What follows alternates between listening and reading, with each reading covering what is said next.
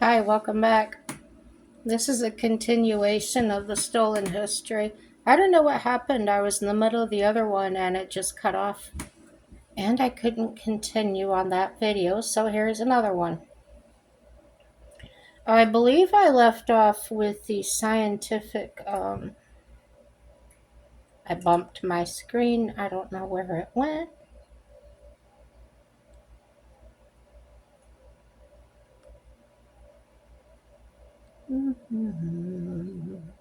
I'm getting there. I know I am.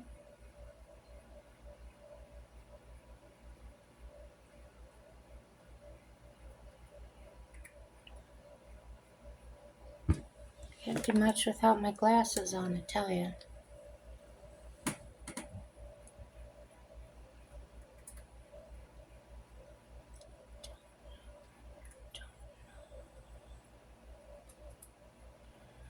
I'll just start here because I think this is in the ballpark. The scientific community supports Blackfeet claims to Glacier National Park. The United Nations Intergovernmental Science Policy Platform on Biodiversity and Ecosystem Services, the IPBES, is the global leader on assessing policy pertaining to biodiversity and the environment. Each year, they review a series of recommendations for the world to follow. In their 2019 report, the IPBES stated that local communities can more effectively manage and co-manage lands than local or federal governments. They urged governments to seriously consider indigenous knowledge bases because sustainability and biodiversity underpin indigenous belief structures. IBPES also recommends that conserved spaces should work with indigenous communities towards common goals. Following the recommendations of the IPBES means that we must reconceptualize our socially constructed idea of quote wilderness land has been used for millennia by humans and much longer by other species. Quote, untouched land is a concept that humans have invented. This idea can be useful for fighting climate change and species extinction, but it is extremely harmful when applied to silence Native American claims. The National Park Service should opt the idea that Native American culture is part of the environment that they are preserving. They must also consider how a conserved space can be used to sustainably uplift the surrounding community. Power should be balanced between tribal and federal governments when it comes to conserved spaces. This power balance is called co-management. Under a co-management system, Glacier National Park would adopt the promotion of Blackfeet religious practices into its core mission. Different sites could be voluntarily closed for religious practices to take place. Important herbs and plants could be sustainably managed and easily accessible for religious ceremonies.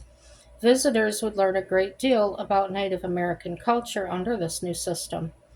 Then they would leave Glacier National Park thrilled to have witnessed a different way of life. It would put the Blackfeet in a better economic situation too. Co-management might mean giving partial control of hunting, fishing, and gathering over to the Blackfeet. The tribe could sell permits to hunt while duly controlling harmful overpopulations. Well, I don't think that'll happen because I don't believe our government can keep their fingers out of their money. A Blackfeet could also benefit from tourism dollars under co-management. Elder Daryl Norman owns an art gallery heavily dependent on tourists. He explains that most people flock to Glacier National Park and very few stops by the Blackfeet Reservation. There were 3 million recreational visits to Glacier National Park in 2019. If the Blackfeet had an economic stake in the park, they could benefit from its immense popularity. The UN writes that tourism dollars can be a crucial factor in alleviating poverty. Today, the National Park Service views indigenous claims as something that hinders their organization's mission, but not every National Park Service employee believes the same thing. There are those who fight incessantly for Native American issues within the NPS. A recent accomplishment has been a program called Native America Speaks. The new initiative features Native American storytellers at Glacier Park. However, for something as radical as co management to happen, diligent public service workers will need additional internal and external support. Trusting the Blackfeet with co management responsibilities goes against over a century of exclusionary policies. This is just something thrown in there. Some nation park service employees fight for indigenous co-management of national parks. However, these efforts are few and far between, and that was credit of the National Park Service.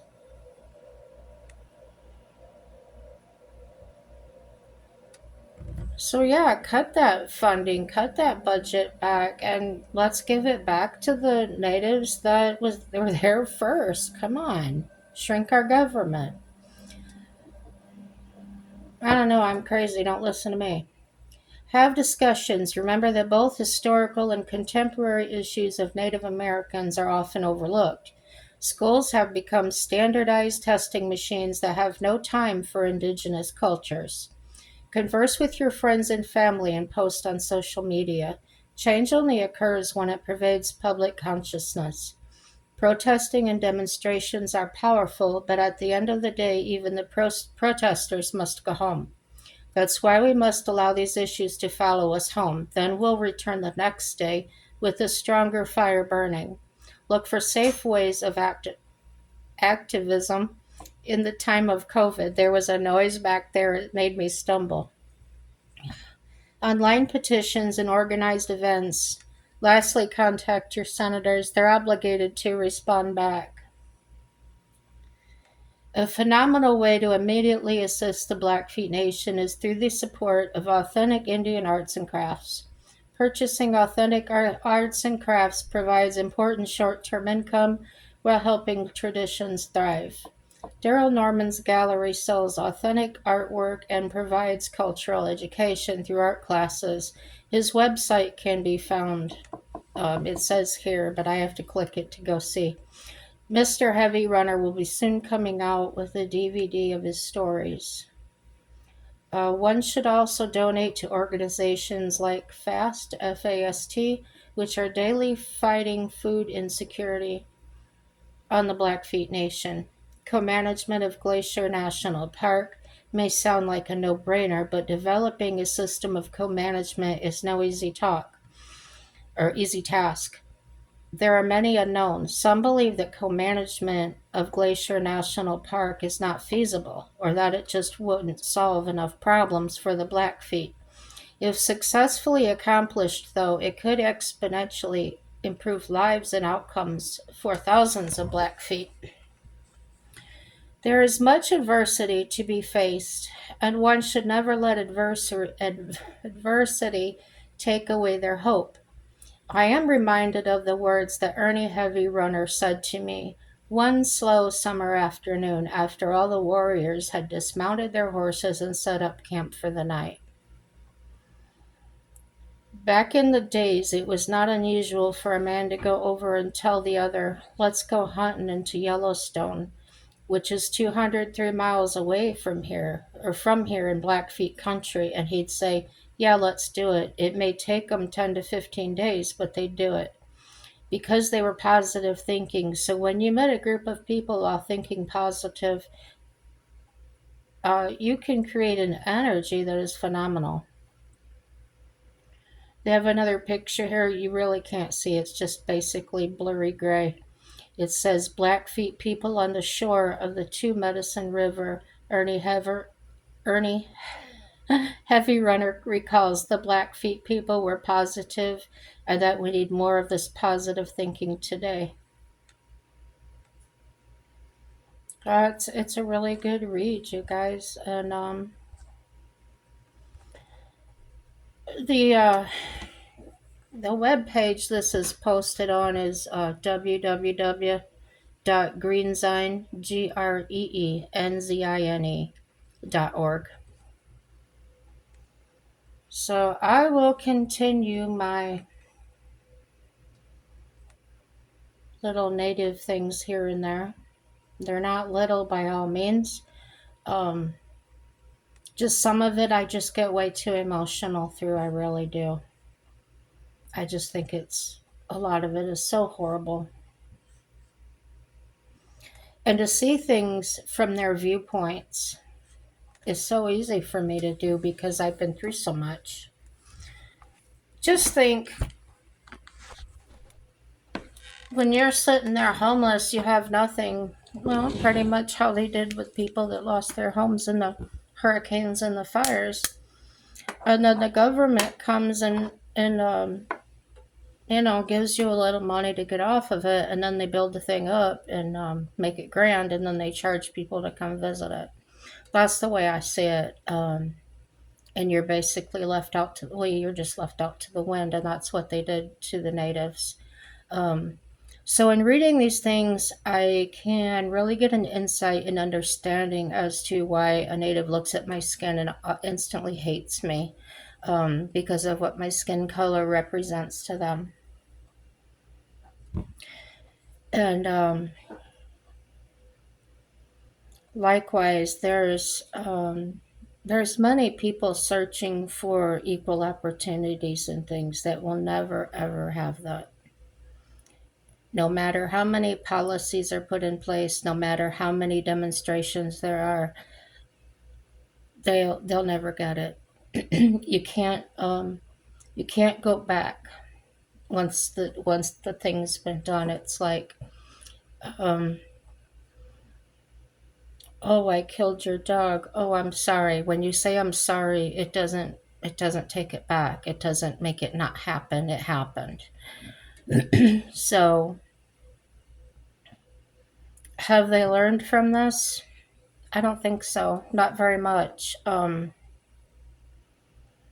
It's even gone the other way to where our own people are trying to force the others to do something. It's been this whole mountain that is falling down on everybody else, and people are picking up the pieces and building from those. Um, Need to get back into. Well, maybe you were never there. I don't know. You need to get your head out of your you know what and start looking around and actually see what else is out there. Don't dwell in the bottom of that bucket and never see what's on the outside walls of that. Um, there's a lot more to life than building your skyscrapers and your going out into the land shouldn't be a big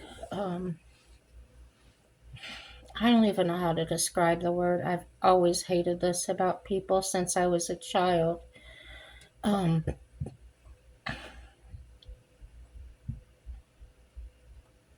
for instance, the little friends I had in school, in elementary school, and I thought they were my friends, and then all of a sudden to find out they just want to come over because I have horses. Um, those types of people that just think it's really awesome to go see something or visit it or that's how I feel. I feel protective of my natives here. They may hate me, but that's okay. I understand their hate, and they are justified in that. And do not take it personally. It has nothing to do with me. Um, it's them. It's how they believe, and that's that. So, as I've talked about many other types of people and from different walks of life on here, they need to wise up. It's not all about you. There's many things out here going on that would probably benefit more than what you're using your energy for now. Um, You're screaming for sawdust when what's really needed is water. That's how I see it. That may not be the best analogy, but I don't know how else to talk. I'm not very good with words. I have the high IQ, like I said. Not bragging about that whatsoever. I was just tested and instructed by a psychiatrist that it's one of the indicators of why I suffer so much emotionally. Um, I see deep, so and I feel deep. Um, I can't get understanding out there because everybody is going to understand things their own ways. Everybody is going to perceive things different ways. And I ask of you, I'm not going to beg you, I'm going to ask you to give me as much information as you can. Um, I have limited resources. All I know is what I can look up here. Um, I especially want to know those from those of you that maybe are living it, have lived through it, had a relative. And that's any situation, doesn't have to necessarily be about natives. Um, you know, years and years and years and years, that's all we heard about was black rights, black this, black that. What about our natives? What about, not that blacks aren't important too, don't get me wrong, but everybody matters. As far as equal rights with blacks, we've had that for years and years. I think that's been over and well done a long time ago. Um, Certain groups and that political people want to keep it going, but I think us everyday folk, we don't feel that way. I don't know. I've never, although earlier, was it the end of last year? I don't know. These Democrats started bringing up about, I don't know, racism or something. I don't even, it was in that ballpark. And I actually started to feel that way. And I thought, where is this coming from? I've never felt like this a day in my life. And I sat down and talked to my husband about it. And he said, I think you're watching too much TV. So I did, I stopped. And when I stopped, my own mind came back to me. My clarity of mind came back. Um, yeah, and I do tell you guys that quite often is to be careful what you're putting in here, as well as what you're putting in here, because believe it or not, whether you feel it or not, it's changing you. It's creating, making who you're going to be. Um, when I'm having a bad day, I'll go put on cartoons, and not the hanky cartoons, the old ones, the ones that have no meaning to them. They're just silly. Um,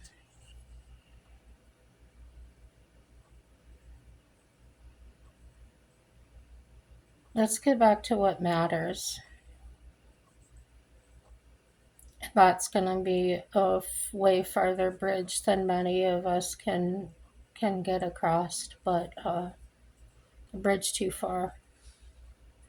Well, that's it for now.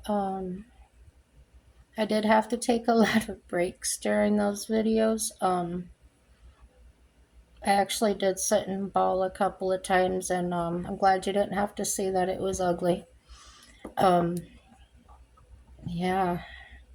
Hey, subscribe, like, dislike, comment, share. Not necessarily in that order. Everything's good. Everything is going to work out to our good, and as it always does. And no matter what you're going through now, if you don't learn from it, you'll come around the mountain again. But I'm sure you will. Happy day, y'all.